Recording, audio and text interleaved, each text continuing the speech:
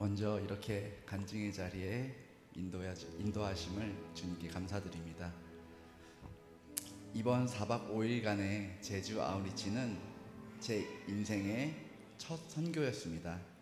제 아내와 아들에게도 처음 경험하는 주님의 사역이었기에 설렘과 기대에 가득했지만 조장으로 편성되었다는 소식에 마음이 무거웠습니다.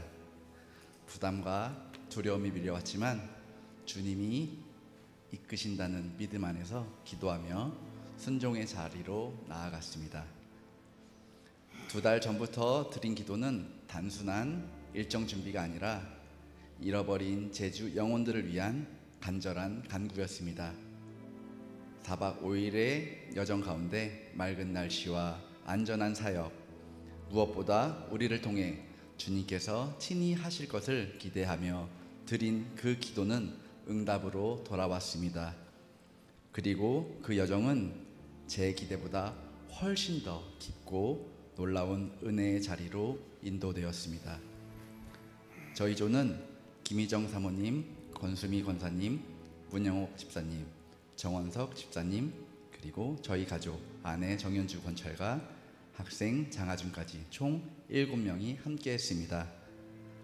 각자 맡은 자리에서 묵묵히 복음을 전하며 주님의 손과 발이 되어주신 분들께 진심으로 감사를 전합니다. 특히 언제나 웃음과 기도로 우리를 이끌어준 김희정 사모님께 존경과 깊은 감사를 드립니다.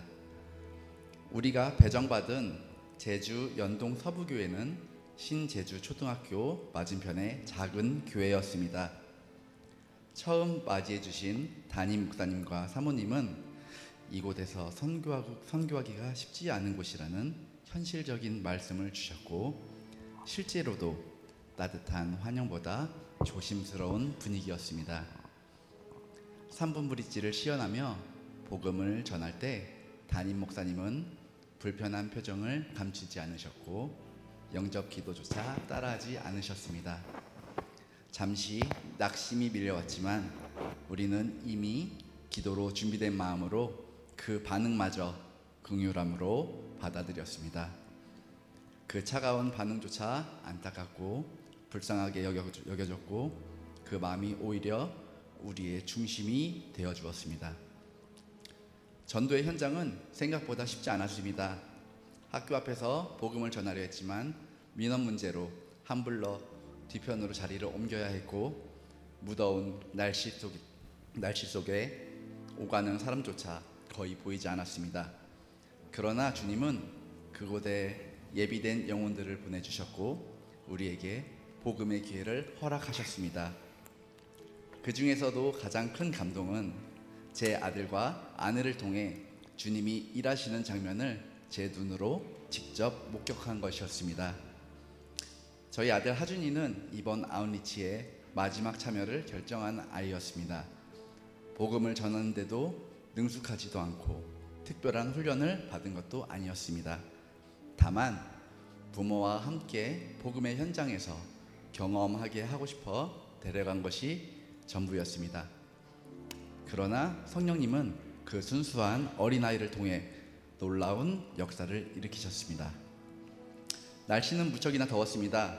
햇빛은 이글거렸고 바람은 축축하게 젖은 채로 무겁고 찐득했습니다. 평소 같으면 짜증내고 투정 부렸을 아이가 단 한마디의 불평도 없이 복음을 전하겠다는 열정 하나로 버텼습니다. 책자를 손에 쥔 하준이는 3분만 시간 줄 수 있어? 하며 친구들에게 다가갔고 떨리는 목소리로 복음을 또박또박 읽어내려갔습니다. 처음에는 더듬거리는 말에 좀 혹시 거절당하지 않을까 걱정이 앞섰지만 놀랍게도 그 손을 잡은 친구들은 순순히 영접 기도까지 함께 따라 읽었습니다. 하준이의 손에 잡히면 어떠한 변명도 저항도 없이 복음이 전해졌습니다.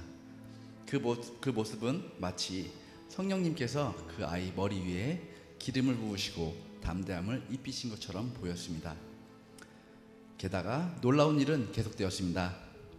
교회에서 조금 떨어진 수목원 벤치에 앉은 어르신 두 분에게 다가가 3분만 괜찮으세요? 라고 정중히 복음을 전한 하준이는 그들의 손을 꼭 붙들고 복음을 읽어드렸습니다. 그리고 영접 기도까지 함께하게 된 그 순간 저는 더 이상 말을 잇지 못하고 눈시울을 붉혔습니다. 한 사람의 복음을 전하기도 어려운 이 시대에 어린 아이를 통해 두 분의 영혼이 순전히 주님께 나아오는 광경은 감히 말로 다 표현할 수 없는 은혜였습니다. 하준이는 학교 앞에서도 제지받지 않았습니다.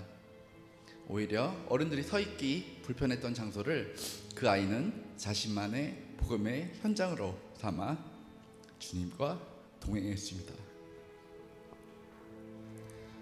그 은혜의 장면을 혼자 보기 아까워 영상으로 몇 차례 남겼고 다시 볼 때마다 여전히 눈물이 흐릅니다. 주님은 준비된 사람보다 순종하는 자를 통해 가장 완벽하게 일하신다는 진리를 우리 가족을 통해 보여주셨습니다. 그뿐만이 아닙니다.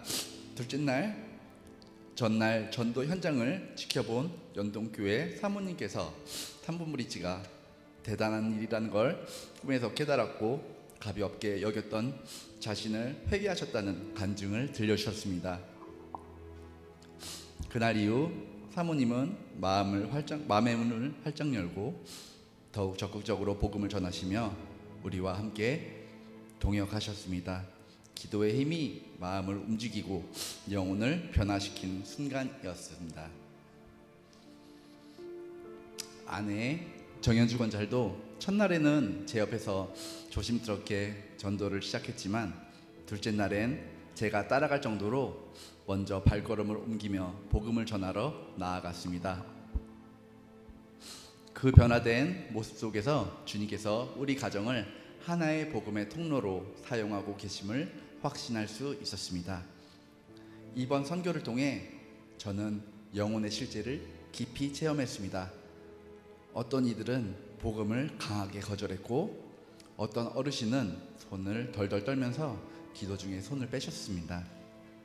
그것이 단순한 거절이 아니라 그 영혼 안에 있는 어두운 영의 저항이었고 동시에 하나님께서 그들을 얼마나 애타게 기다리고 계시는지 깨닫게 해주는 순간이었습니다. 복음은 이론이 아니고 실제입니다. 살아계신 주님은 지금 이 순간에도 우리가 그 복음을 전할 때 함께 역사하고 계십니다. 돌아보면 이번 선교는 단지 제주도에 있는 잃어버린 영혼들을 향한 것이 아니라 우리 가족 스스로가 변화되는 여정이었습니다. 아내와 아들 그리고 우리 모두가 주님의 손에 붙들려 복음의 도구로 쓰임받는 경험은 세상에 어떤 말로도 표현할 수 없는 감격이었습니다. 제주에서의 선교는 끝이 났지만 삶 속에서의 선교는 지금부터 시작입니다. 주님이 기뻐하시는 길을 따라 더욱 순종하며 삶으로 복음을 살아내는 선교의 사람으로 살기를 다짐합니다. 이 모든 여정 속에 함께 계신 주님께 감히 고백합니다. 감사합니다. 사랑합니다, 주님.